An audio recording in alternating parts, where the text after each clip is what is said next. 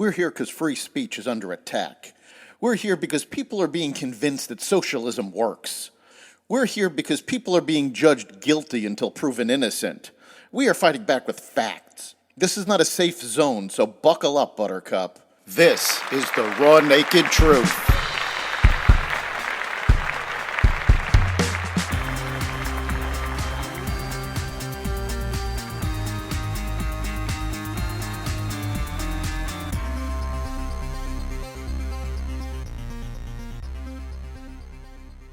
Welcome to the Raw Naked Truth. I'm your host, Eric Lopkin.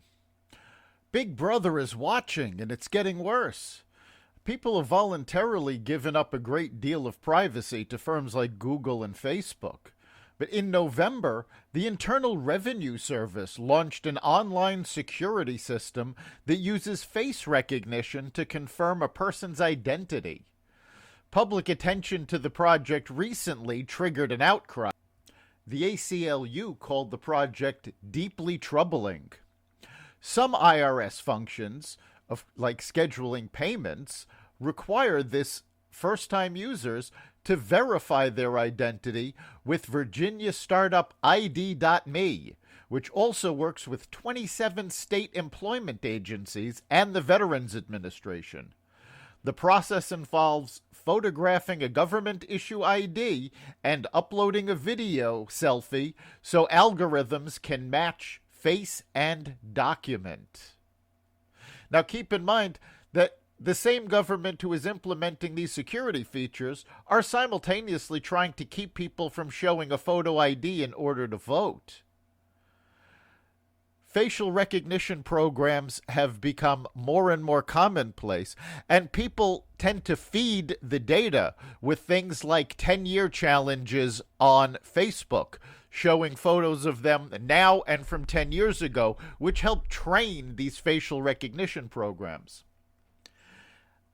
Now, the government doesn't just want to implement facial recognition in order to utilize government services.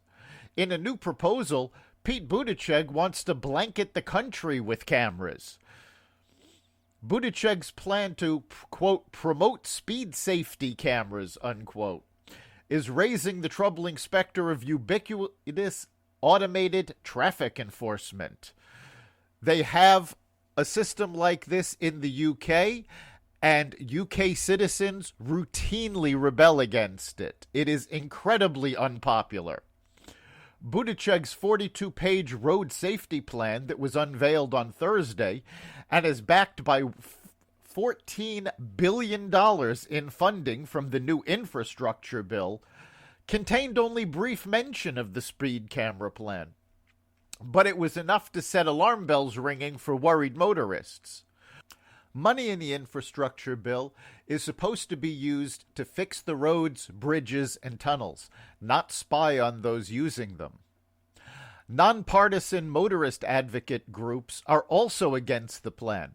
The National Motorists Association has a top 10 list of why speed cameras are bad, arguing they can actually make our roads less safe. Currently, 8 U.S. states have laws specifically prohibiting speed cameras, yet the federal government is set to ignore those laws. And now, checking in on what's going on with your money, we go to our Wallet Watch segment with Brian Williams of Northshire Consulting. Brian, welcome. Hello, Eric. How are you? I'm good. So what's going on with the markets now? Well, I know you talked a little bit about volatility last week, and that continued through the last full week of January. What was interesting is overall the market was pretty flat last week, but we certainly had some pretty significant gyrations. And year to date, overall, struggling a little bit. The market's only down about 7%, but certainly when you get that at the beginning of the year, combined with some inflationary pressures, and you see what's going on at the gas pump, it all comes together to make people a little bit nervous. It certainly does. And, we've already heard rumors of $100 a barrel oil. How's that affecting things? Well, I think first and foremost, it affects people mentally. I mean, if you think about it, there's no other product that we drive down whatever your main street is and see it advertised constantly in our face. So whether you drive a lot or a little, it forces you to sort of make a decision on to, oh, wow, they're really up, they're really down. So it affects people, mentally. And then people who are back at work and on the road quite a bit, they feel it. They really feel it in if they have to fill up every week. And supply chain issues, we've had trying to catch up a little bit on that. And then you combine that with increased cost of trucking, it can make for a pretty expensive trip to the grocery store. It certainly does. And between gas prices and prices at the grocery store, that's what people see most often. The Biden administration has touted wage gains, but those wage gains are a full 2% below inflation. So that's really hurting people. Right, it is. And obviously those wage gains are across the board. They're not specific to people at the lower end or the higher end. So you've got people who are not getting that. And over the last year, where the markets have been done really well over the last, going back to 2008, they've done pretty well. So when people are paying a little bit more at the grocery store, at the gas pump, they can still feel a little bit better, maybe because their checking accounts are checking their 401k plans. They're looking at those statements and those are that much higher.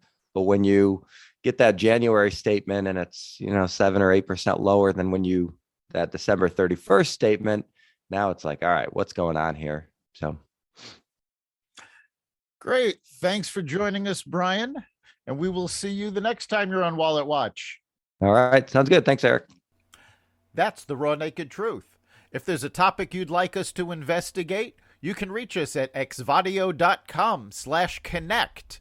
You can find every episode of Raw Naked Truth, as well as the rest of the Xvadio podcast network, at xvadio.com/podcasts, as well as the Apple Podcasts app, Google Podcasts, Spotify, iHeartRadio, Stitcher, Amazon Music, Audible, and wherever you find podcasts. We'll see you next time.